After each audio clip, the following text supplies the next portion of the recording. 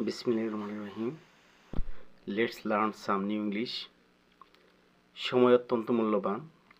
Time is very valuable. সময় কারোর জন্য অপেক্ষা করে না। Time waits for none. আমাদের প্রত্যেকের সময়ের সদ্ব্যবহার করা উচিত।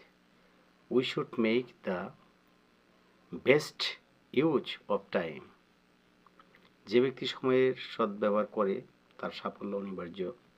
The man who makes the best use of his time is sure to succeed.